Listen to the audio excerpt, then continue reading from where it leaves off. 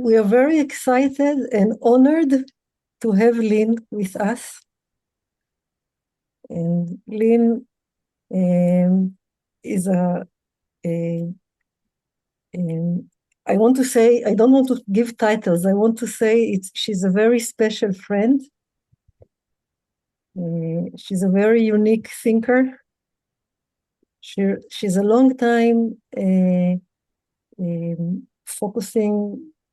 I don't know why would you say, Lynn? Psychotherapy, psychoanalysis, both of them. She knew Genius for many years. And when we thought in who would be the right person that you can meet in where you are now, we thought of inviting Lynn.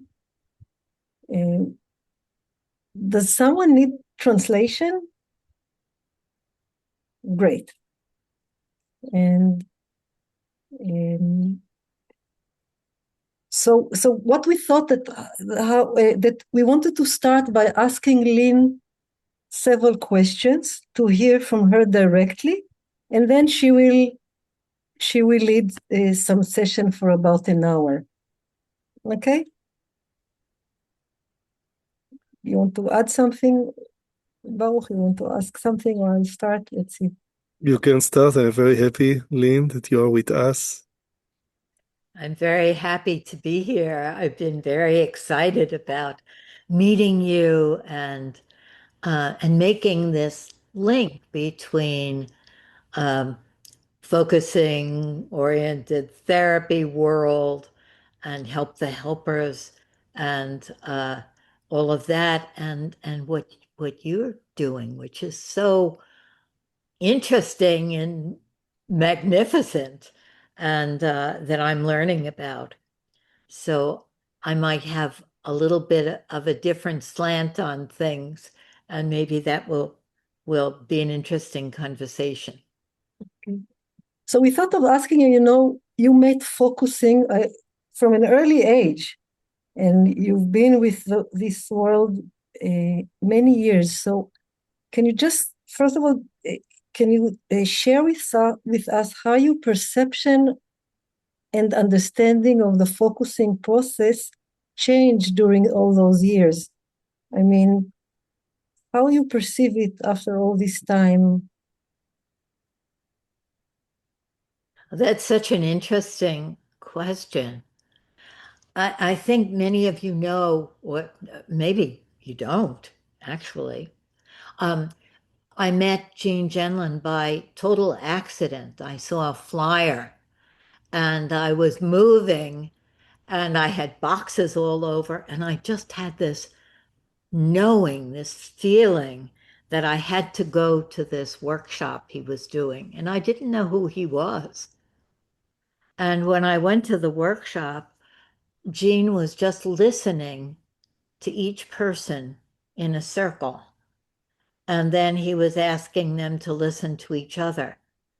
And there was something about the way he was listening that took people from a very, very brief, I'm so and so, and I live so and so, to in like less than a minute to this deeper place where the person came alive when he was listening. And I thought, wow, what happened there? What is he doing?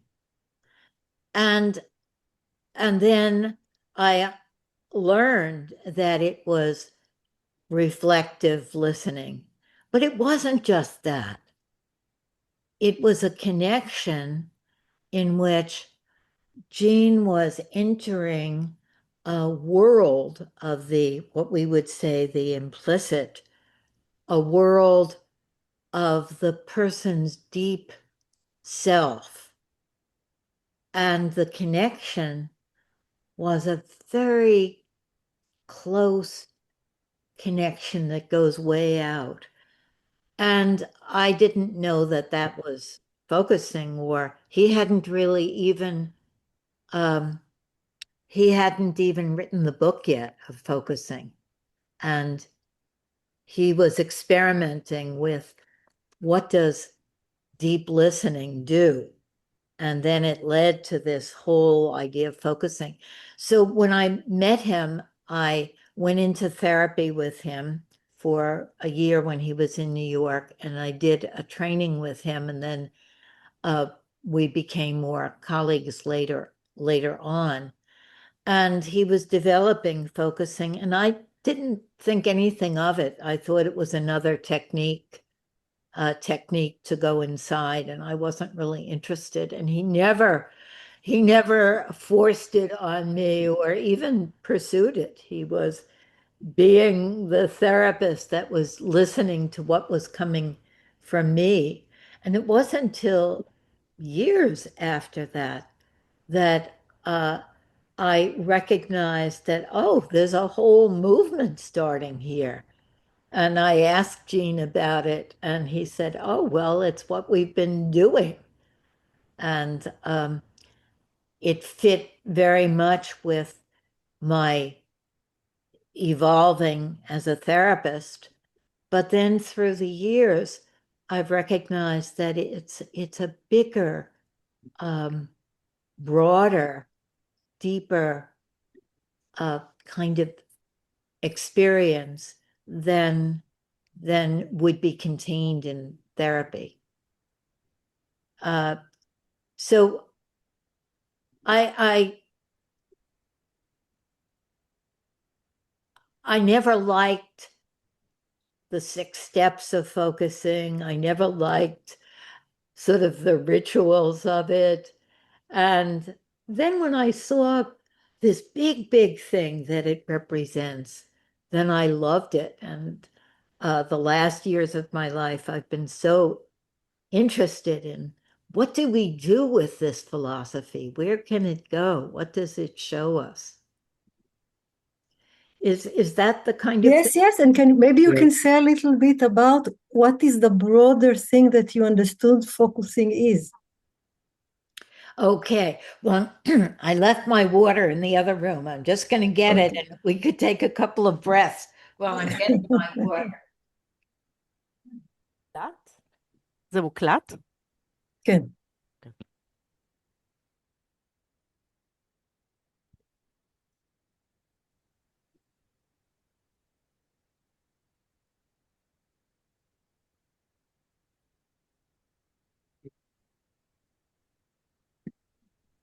Okay, I was just talking with the helpers people about what focusing can show us about the mysteries of life. So that's where I'm going to enter. I started thinking about that very carefully when I was struck by Jean's paper, Fitting In, Pouring Out, and Relating. Do you know that paper? Raise your hands if you do.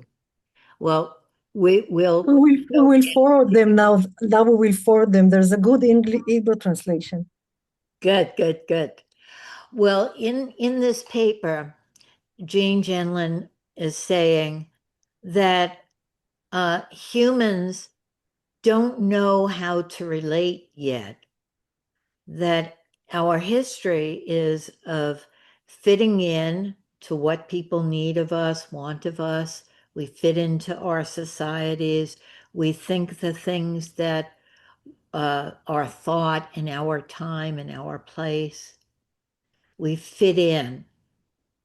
Or we pour out. And pouring out is like when you're sick and tired of just fitting into what everybody else wants and thinks, and then you say, no, blah, blah, blah, blah, but for me, it's blah, blah, blah, blah, blah. And then you pour out, you get it off your chest, and you say the thing, right? I see some big smiles, the pouring out. Well, fitting in and pouring out are very important human experiences. Jean says that's not relating. Relating is when I can be my real self And what do we mean by our real selves? There's an experience of a real self. We can't say in concepts what a real self is, but we know when we feel real and when we don't feel real, when we feel alive and don't feel alive. The real self being our real self to real other people that are different than me. When I can connect and say my real thing, not just out to the air, but to you, to care about how you feel and what you think, that's real relating for Jean. And so I was thinking about evolution and evolutionary steps. A friend of mine, a colleague of mine, says humans are a flawed species. They're not a good species. The apes are better, the dogs are better, lots of other creatures are better. We're ruining the world. And I don't like to think that we're a flawed species. My friend says the earth will be better off when we blow ourselves up. We'll get rid of humans and then everything will be better. But I don't like that idea because I'm a human and I love humans. I think we're a very interesting species. So when I was thinking about that, I was thinking, yes, we haven't really become fully human yet. We're a very young species. You know, dinosaurs were around much, much longer than us. Many, many, many creatures. I think roaches, those little bugs, are one of the longest. So we're a new species, and we haven't yet fully become human. And relating has something to do with becoming human. Then, as I thought about that, I was recognizing something really interesting, which you, Dana, and Baruch are also investigating. And that is that the whole great big process of evolution, this developmental thrust, this way in which life wants more life. Every being, every creature, even the little bug in my sink that doesn't want to go down the drain, wants life. And life wants life. We don't know why life wants life. It's in the life to want life. It's in the life to want growth and development. Every plant, every being wants to live. And that great big, altogether everything that wants life is mirrored in the tiny microcosm, the little movements in focusing. And that's an amazing thing, that we can't understand how evolution works or how systems theory, complexity theory of the systems within systems within systems out to galaxies, how that works. That even all of these systems want to be self-regulating. They want to move forward. Why is that? We don't know why, but we know it is. And we know it is by narrowing it down to these tiny steps of focusing, where we find this place in us that's connected to life, that's connected to the whole big everything. And this place that's connected to everything is not supernatural. It's not something way out there. It's something very natural, because we are that. We are that whole great big everything, as well as being our very unique, very special, very particular individuals that we are. And Jean called that experience that connects us, I think of it as an umbilical cord, you know, from the baby to the parent. That he called the felt sense. And the felt sense is something that doesn't make a lot of noise, right? You quoted, Dana and Baruch, you quoted the scriptures that talk about the still small voice, right? The still small voice. We can miss it. We can miss this connection to everything. We don't even notice it. And what Jean did is he pointed it out, and he said, this thing that you don't even notice, this connects us to the whole mystery of life. And we have it every moment. We have it in us. But in us is not just in us.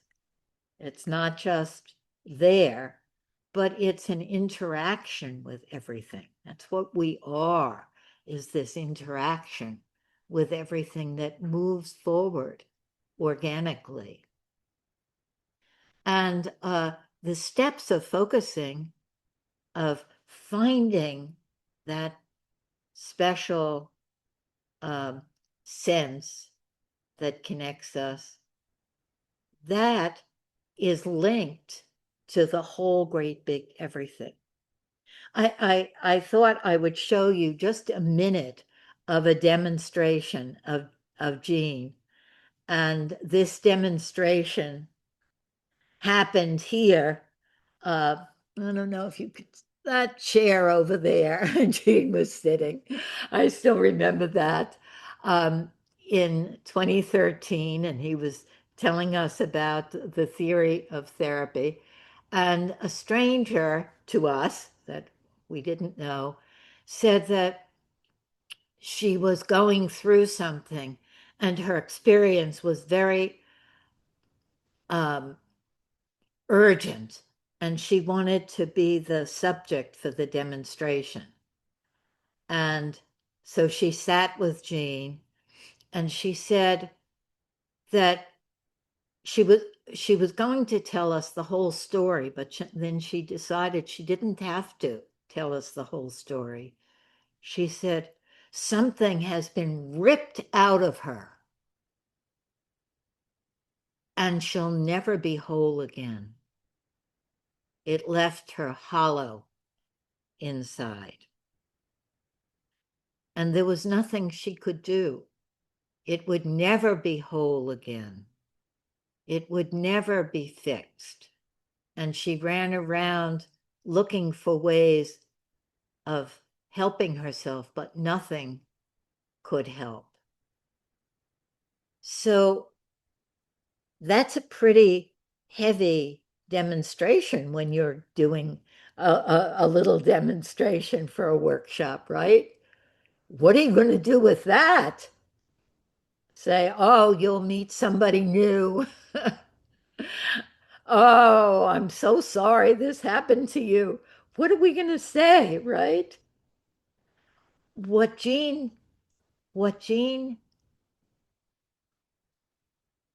did, believed, is just the accompaniment of life that would come through them and find a little step. And this was, she was saying, there is no step. There's nothing. And so I want to play you this tiny moment of Jean just staying with her, and then something that comes from him that he doesn't even realize is a big thing, and how that makes a difference. Okay, so we're going to show that. Do you have that, Dana? I'll try to open what you send me. Let's see if it's opened. Just a minute.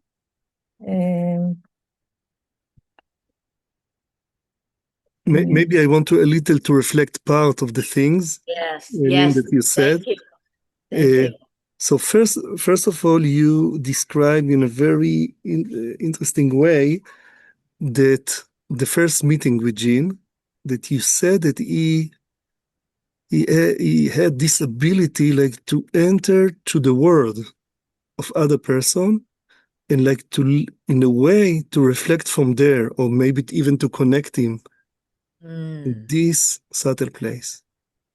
In this way, already carry, Let me just clarify. To enter the world of the other person that isn't only inside, it's that world that goes way out. It's what we call the inner self that's not just inner, right? That goes way out. Go ahead, Brooke, I'm sorry. So wonderful. So it's like, let's say, I don't even want to call it a layer of this person.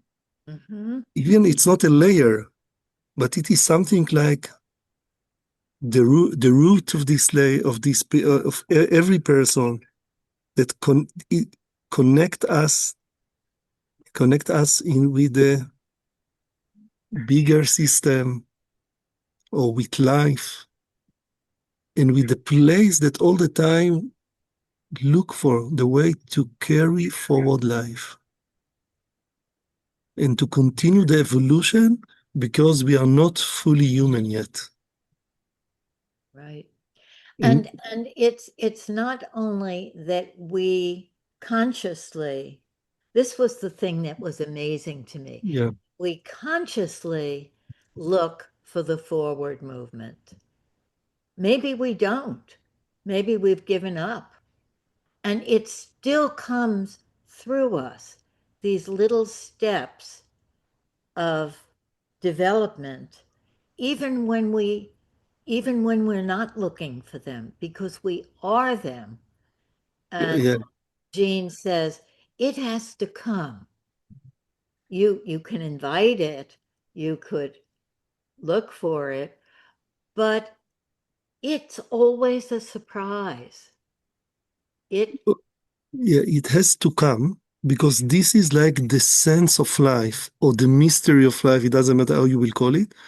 So in a way, correct me, or I want to see that I understood, to open ourselves to the felt sense, or to wait for the felt sense, it means to wait to this, I can say, this essential movement of life. It's not about technique. Like you said, you never were interested about the 6 steps. It doesn't matter. We don't speak about them. You even didn't know that Jean developed them during in the beginning when you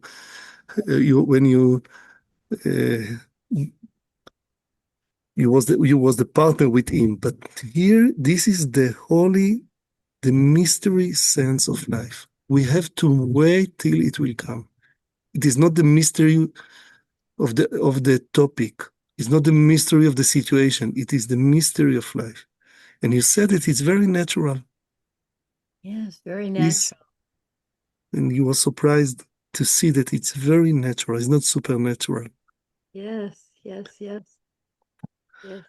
I think all of us have asked in our lives, maybe when we were children, we might even remember when we first asked the big questions, and then through our lives, what is life about? What is the meaning of life? What are we here for? Where are we going? What is this about? And we ask those big questions, and then sometimes we try to answer the questions with our logical thinking. And Yeah. it doesn't go that way. Yeah. We can't say logically what is the meaning of life, but Jean is showing us we can't say the why, but we can experience the microcosm, the little bit of how it is in us because we are it. Wonderful. So in a way, I can say when someone start to work with the felt sense, the main thing is not that I want to say, people can describe it now, this person have a connection with his body or with a sensation. No, it's not about it. It's about this stream of life, the essential stream of life. Okay? Yeah. I say it in Hebrew because it's very important.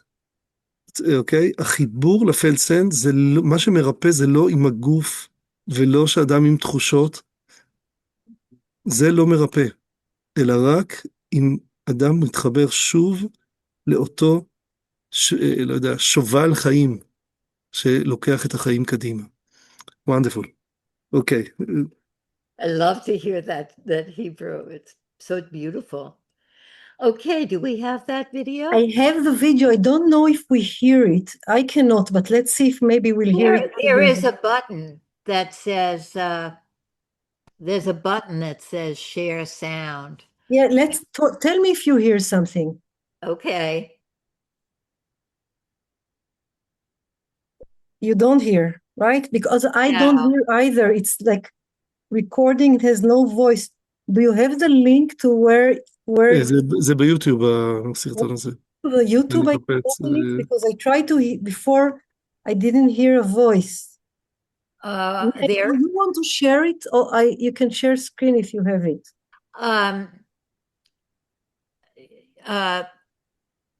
I think there's a button that shares the sound, but I'm not good at that.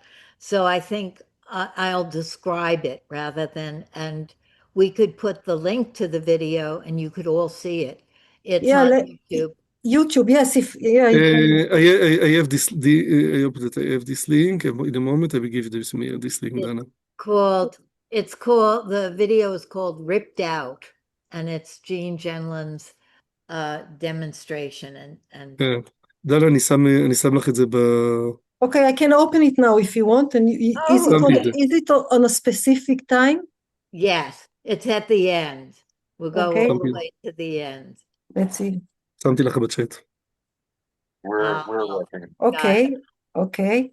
So now I'll open it and you tell me where to go. Okay.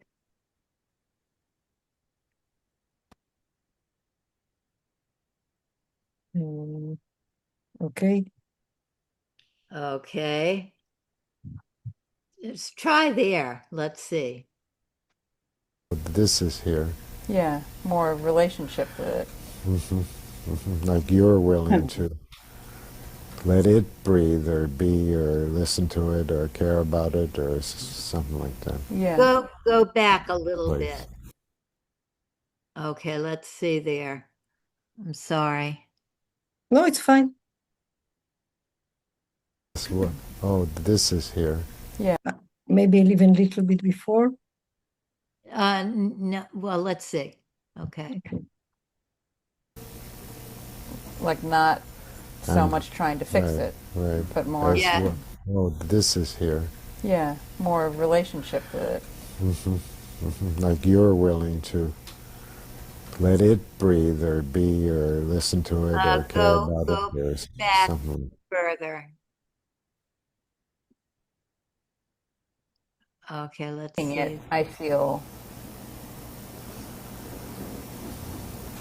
more accepting of it. Yes.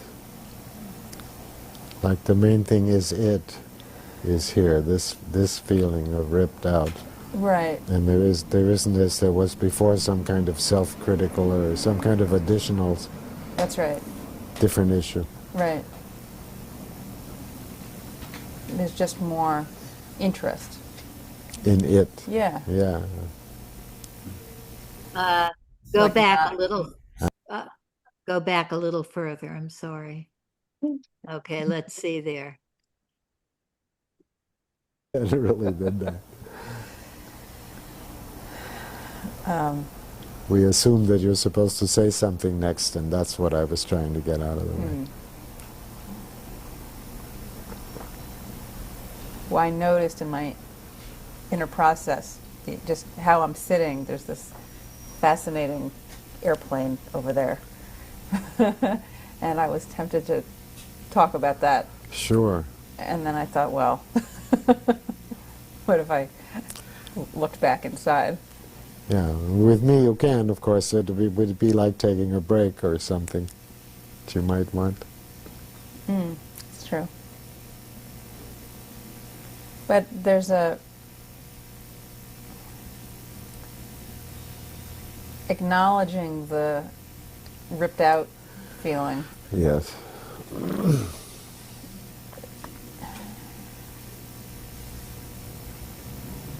It's interesting because earlier I was feeling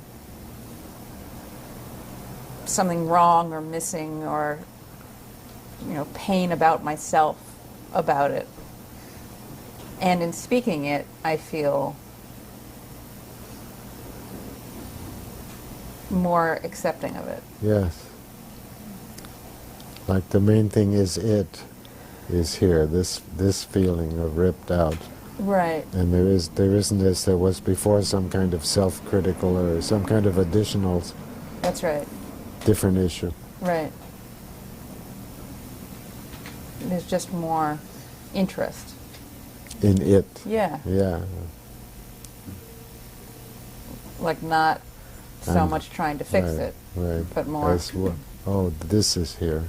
Yeah, more relationship with it. Like you're willing to let it breathe or be or listen to it or care about it or something like that. Yeah, that's right. That place.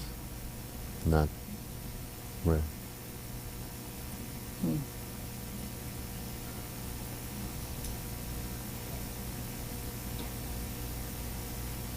So I'm wanting to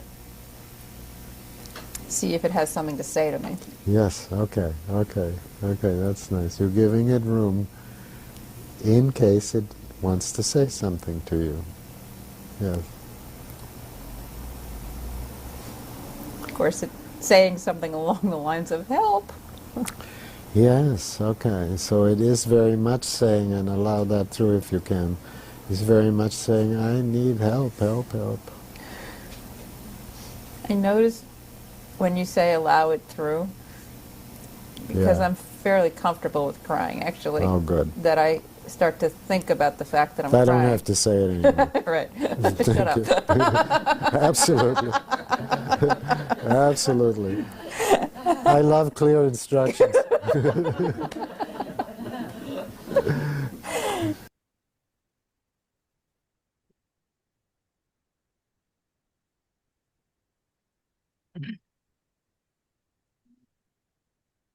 Okay, we didn't get to see the moment, but I'm going to just tell it to you, but you got the flavor of it, which is really important. The moment I wanted you to see was where she's saying, nothing can help. And Jean says, you don't know what to do, and I don't know what to do. We don't know what to do yet. And there's a kind of waiting. And she says, what did you say? And he says, we don't know what to do. And she says, that's a different one for me. We.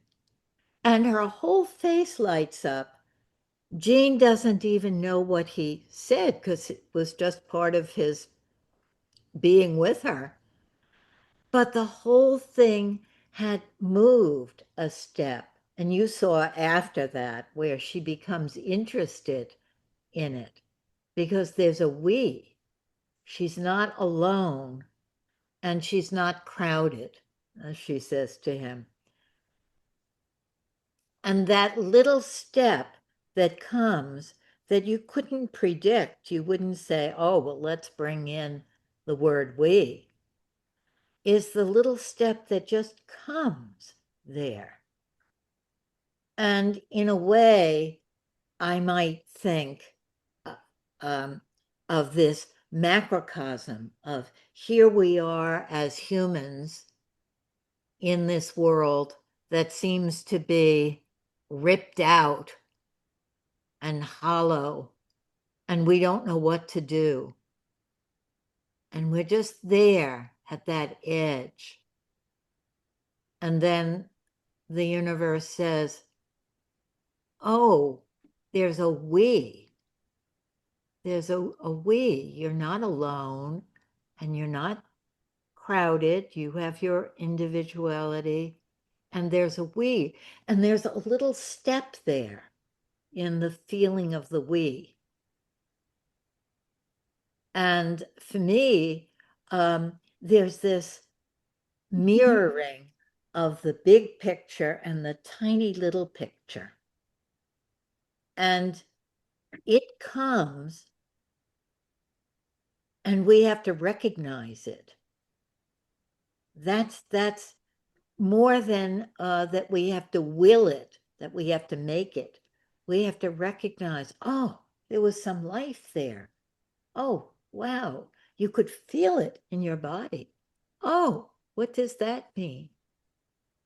So to me, that is the connection between the big picture, the big mysteries of life, and the tiny little moment of experience. I just want to ask you that to recognize it sounds very simple.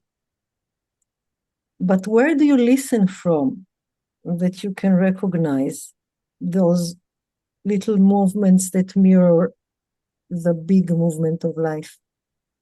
What do you listen to for, or where do you listening from? Yeah, that's a big question. And focusing gives us something about that, right? Not something so much conceptual, although it is. It's like we listen to something that comes alive in us.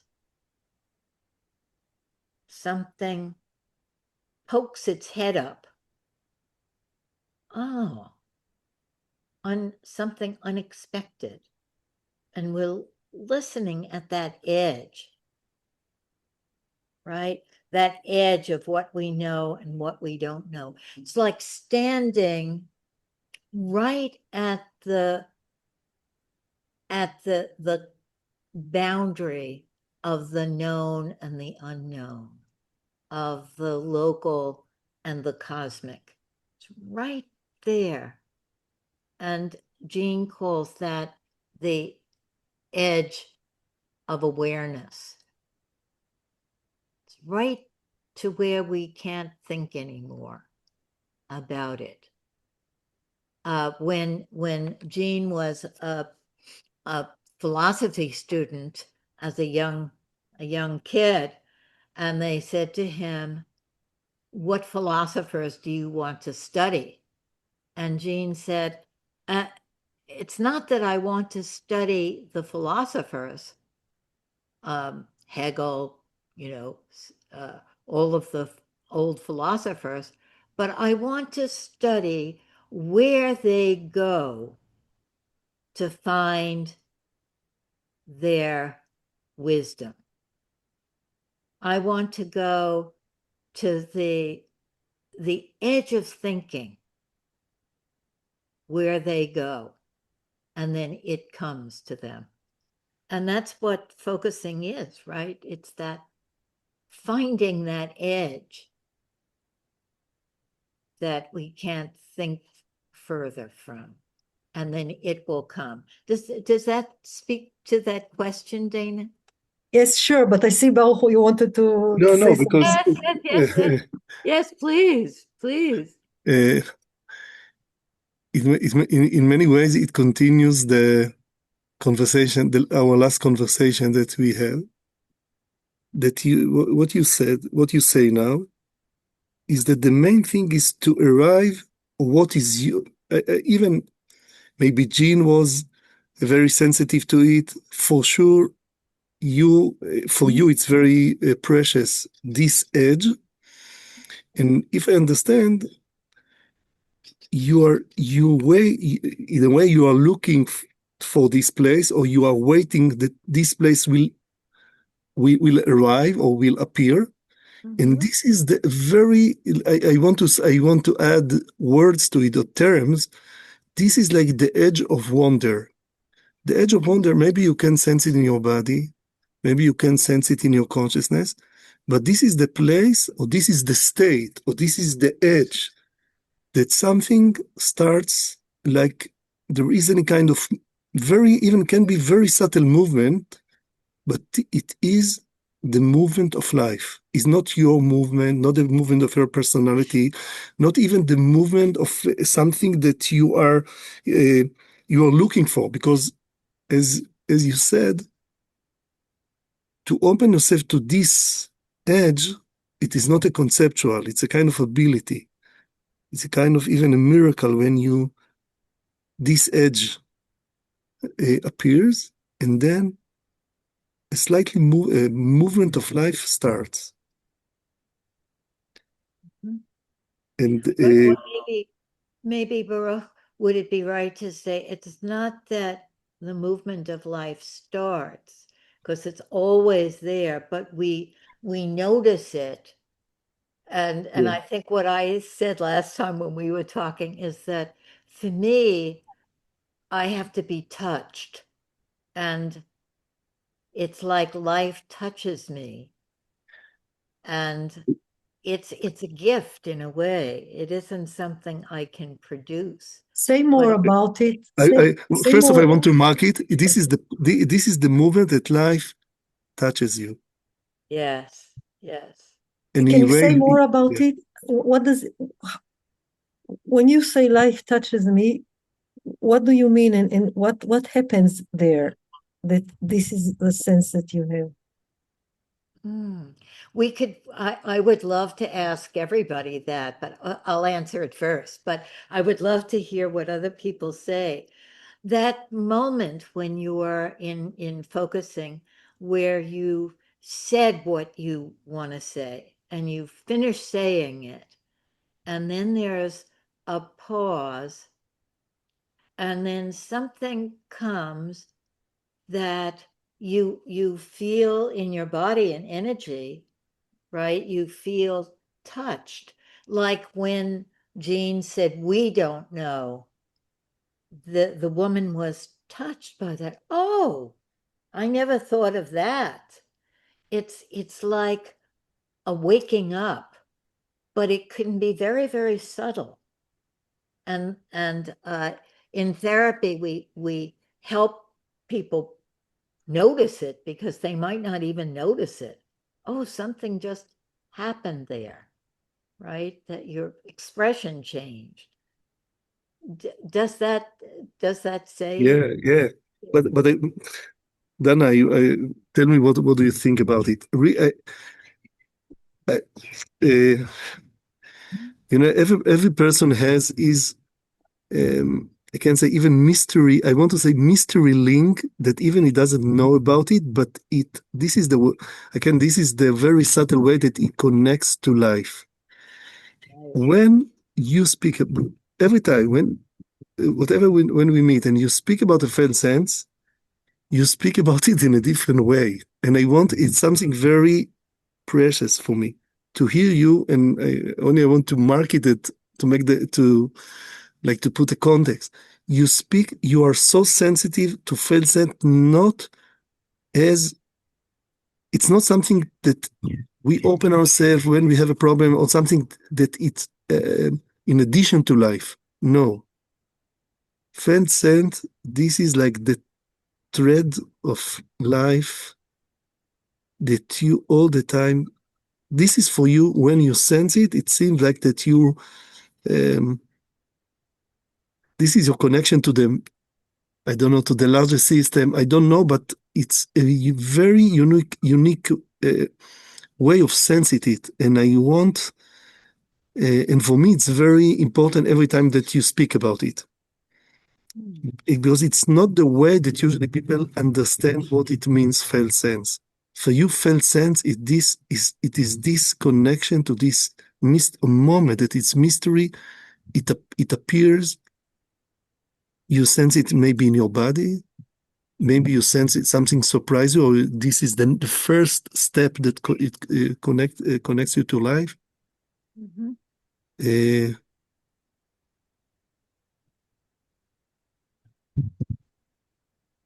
Yes, it's that moment that something opens.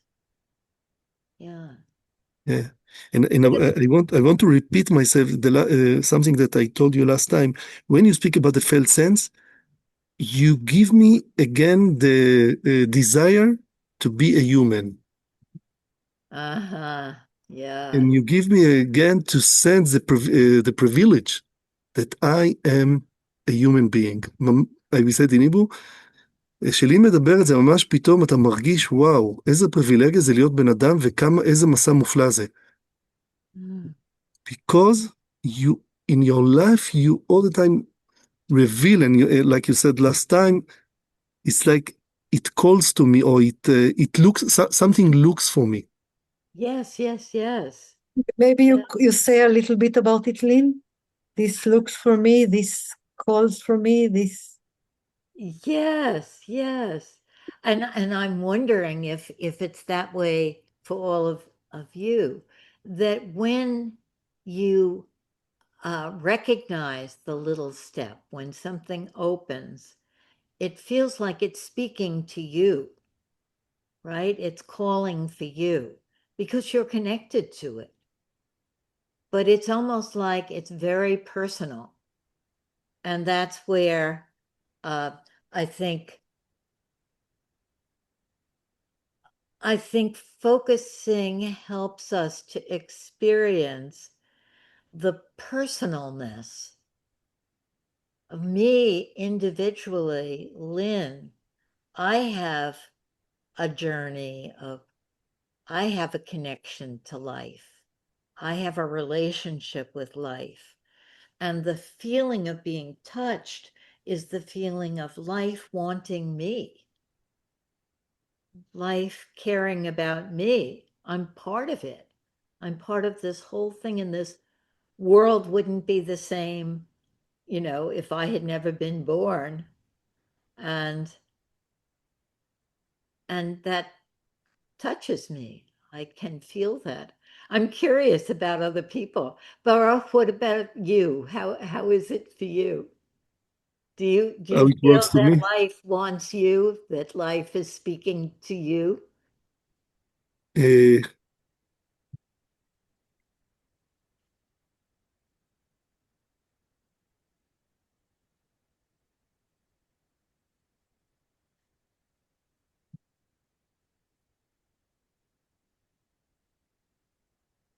very interesting. For me, it's more, I can feel it when I change my state of consciousness. In the regular way of life, I feel more that I'm part of this larger system. And then or in this state, when I am there, in this state, I feel it I feel strongly that life, through me, something, life wants to carry forward something, and I am this manifestation. Yeah. But not in my regular, I think it's more there. And I feel that in you, it's something more like when you paint, or when you are more conscious about it, or have connection to it. And I wonder, you asked several times, I wonder, would you like to ask something, Lynn, to ask Lynn something, or would you like Lynn to speak more about something? Or did something that you want to? I have a question. Yes. I was wondering about what you said with like being aware that you are in this place of life touching you, like that you are helping patients be aware when they do that. And I wonder, why is it important, the awareness, the knowing of it? Oh, that's such a wonderful question. Wow, that's a beautiful question. Why does it matter if it comes? Jean says it has to come. Why does it matter if we recognize it? I think that because other creatures don't recognize it in the way we recognize it, right? My cat doesn't recognize it. It's just part of life. I think that one of the mysteries of consciousness is that recognizing something develops it. When we recognize something, it flourishes, it broadens, it expands. When we don't recognize it, it's still working like a dream that you don't remember the dream. It's still helping you in the night. But recognizing, remembering the dream and saying, what is it saying to me? There's a whole other life.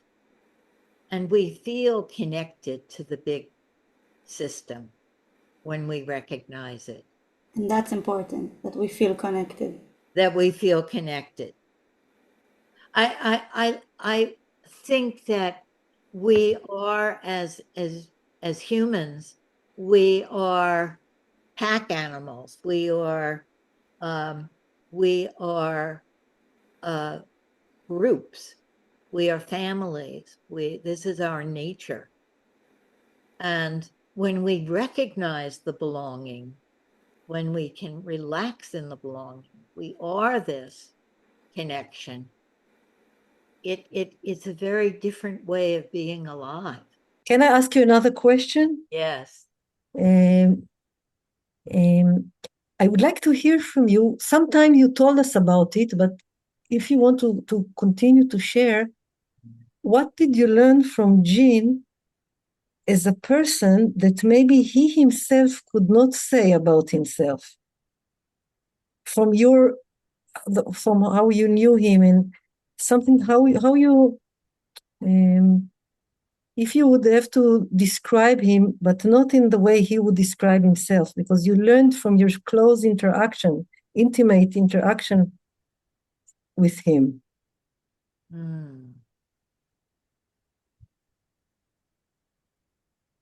Yeah, what a wonderful question.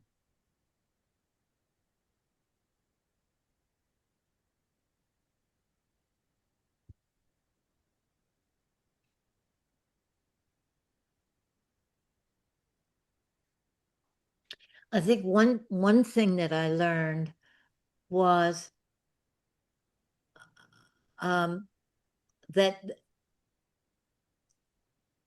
that way of going from what's happening in the world, in my life, to what is this? What is this?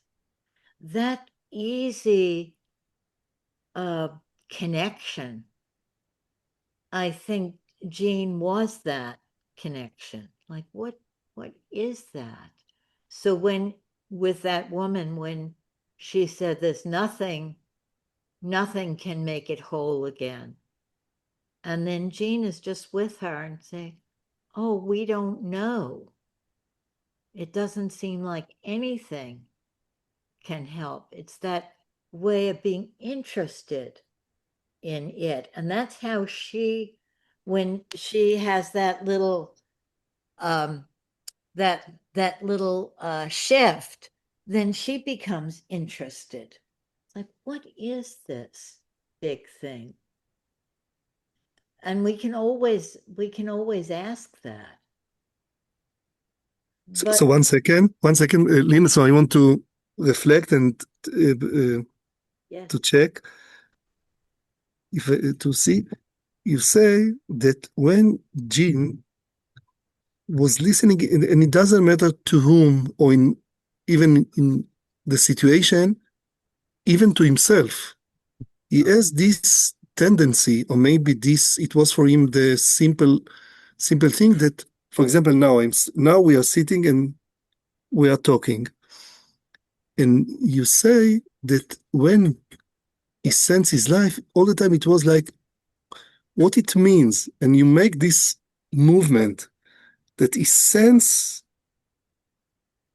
It was like a person that has this, even when you are in a simple situation, he has this, what it means. Am I right about what is this movement that you describe?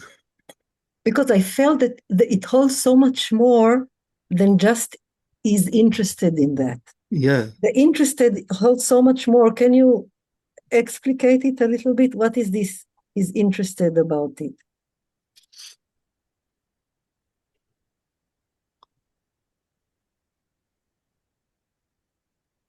It's like, it's for me, and again, I'd be interested in how it is for other people.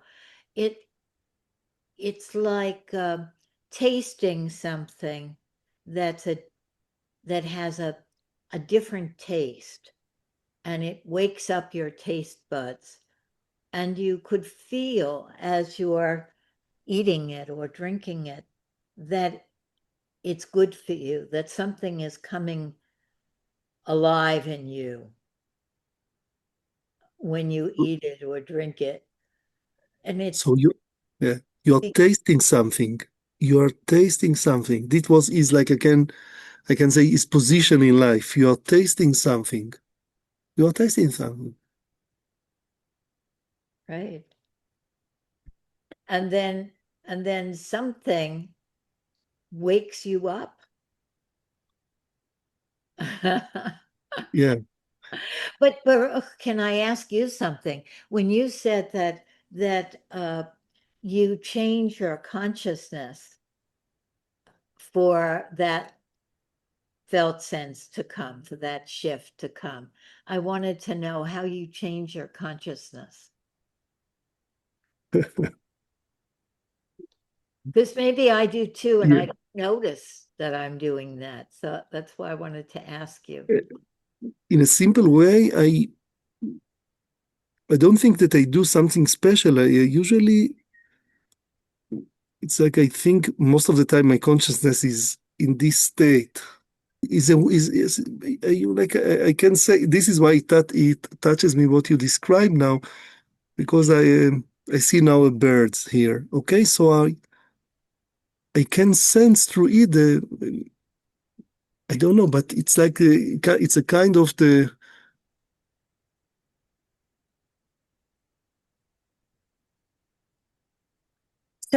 Don't speak less clear, Baruch, please. To speak less clear. Yes. I think when we say life, I think the word itself, I think has many meanings, and many people when they say, when even they relate, or they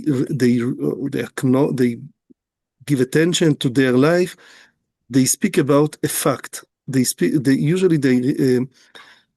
listening and I see that they speak about a natural fact, and when they say I am alive, they speak like about a fact, not about a meaning. For me, when I open myself and sense life, it is all the time meaning, not meaning like meaning beyond it.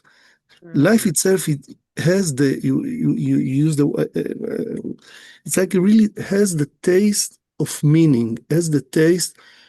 It's it's already a very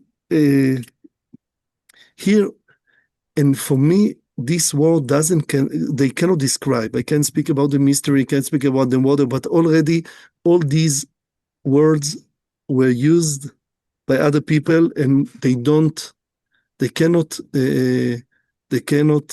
carry forward what I mean. They cannot.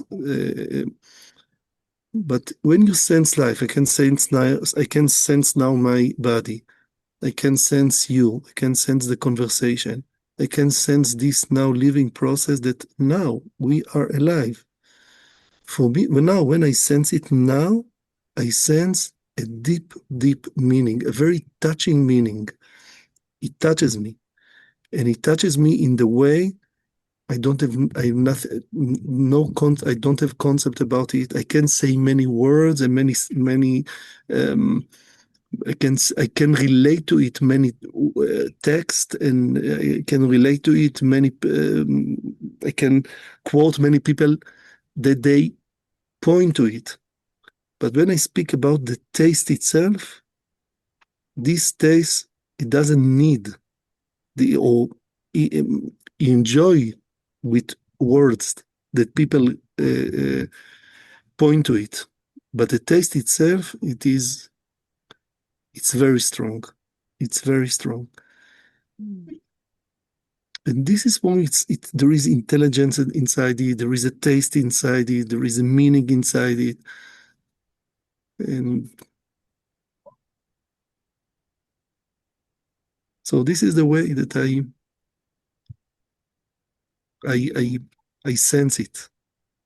Yes, the way that Jean pictures it is that we have this explicit life, with the facts, and everything moves in little categories. And then we have this whole other part of us that's implicit, that doesn't have words, hasn't been thought yet. And we're touched when we feel that all other dimension of life that we are, and that becomes something we can attend to. Jean talks a lot about attending, attention, notice. I think that the word noticing is a very important word. The word, I didn't hear that. The word noticing. Noticing. I mean, we think of that as so ordinary. I notice this, or I notice that. And it's like a very, very ordinary thing. But to notice something is to be on that edge of where something isn't in your awareness, and then you notice it. It's like it was there all the time, but you notice it. Is that right, Baruch? Does that? Yes, but I want to say that I have the feeling, and maybe I project about Genius about this feeling, that in his way, he didn't look for the implicit. He had to fight to look for the explicit, because most of the time he lives, he sends his life in the implicit. And this is the reason why he was so interested to all the time to explicate and to find words, because I have the feeling that maybe I will say it in a general way. There are people that live more in the implicit, and all their life they try to find, to paint explicit forms. And there are people who live more in the explicit, and they look for the implicit. And even with the movement that you made before, that Jean all the time is sense, because that he sense in everything taste. Yes, it tastes something, and I have the impression that I can say about myself, the taste is already so strong in everything. This is the reason why all the time you have to look for, and to explicate things is a wisdom. And to go to the implicit, it is a wisdom. So I think every person maybe is in this scale, is on the line, in this scale. Yes, yeah.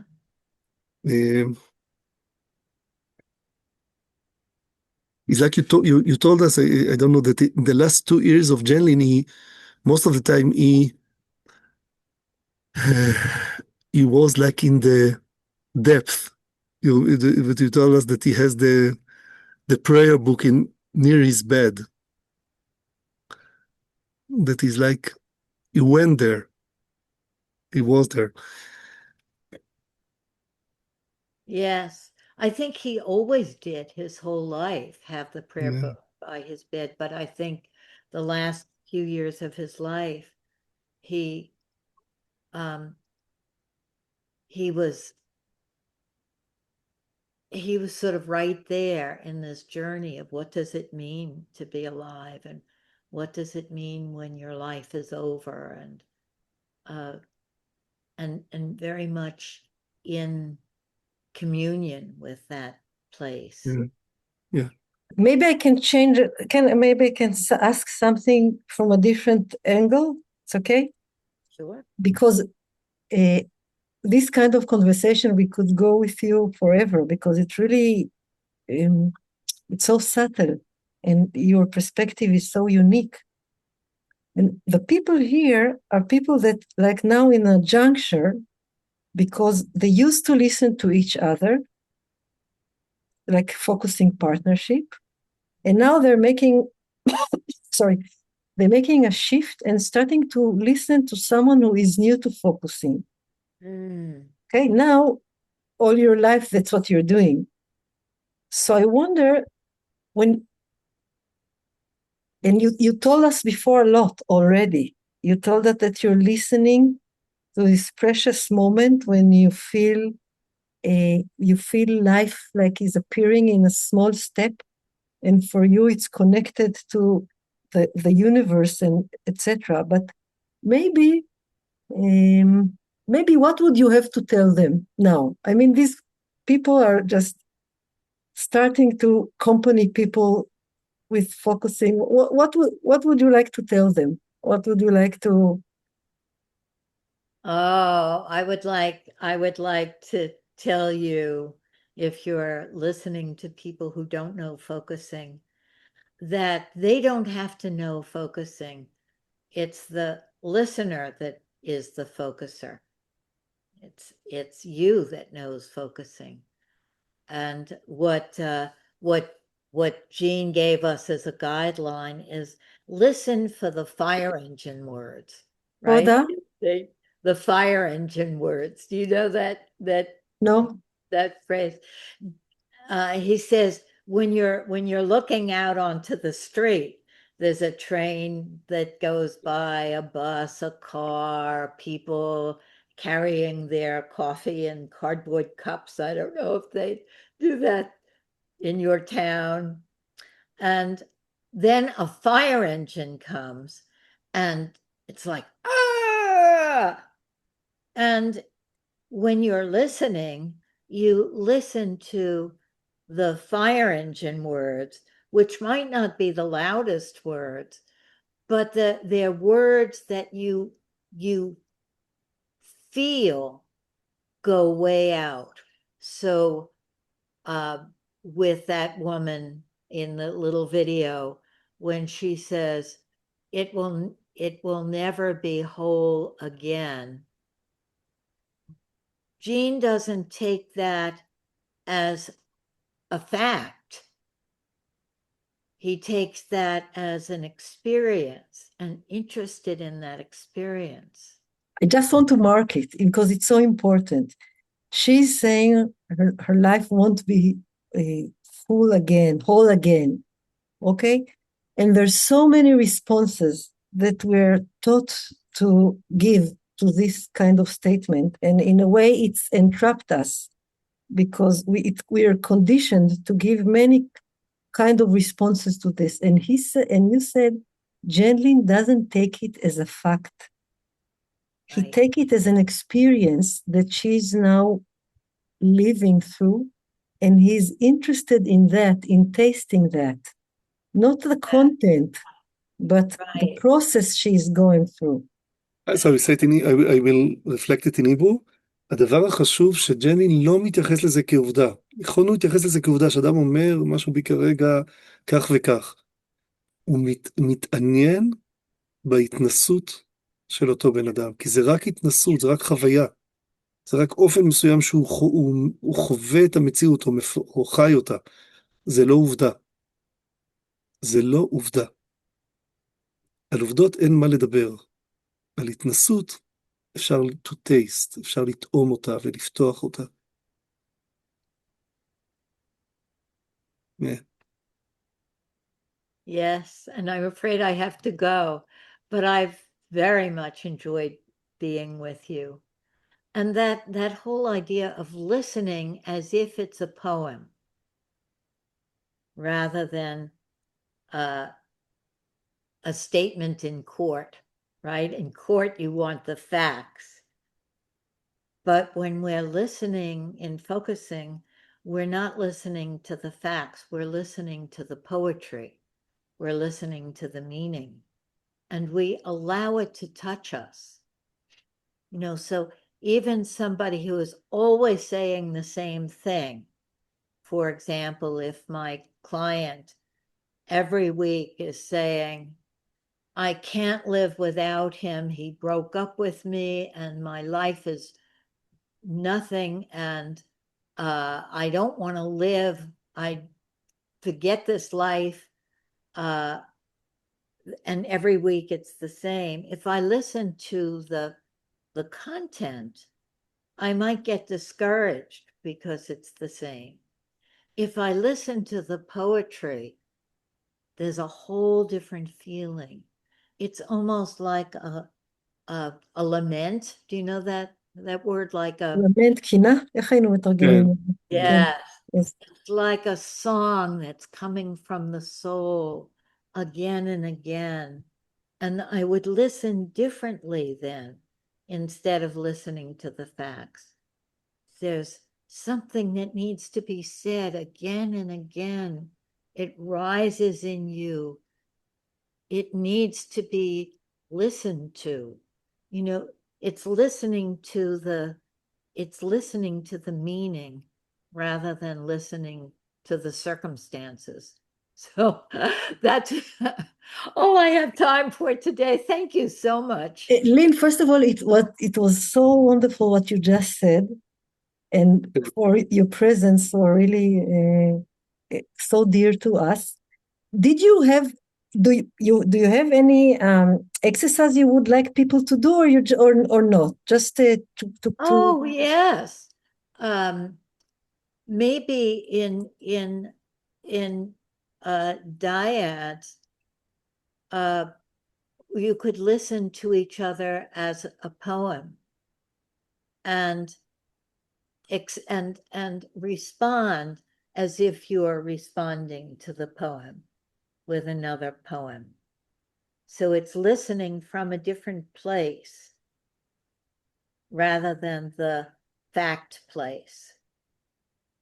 So that might be helpful. And then just saying back the fire engine words, those words that connect us. Okay. Wonderful, Lynn, thank you so much. Thanks so much. Bye-bye. Bye-bye.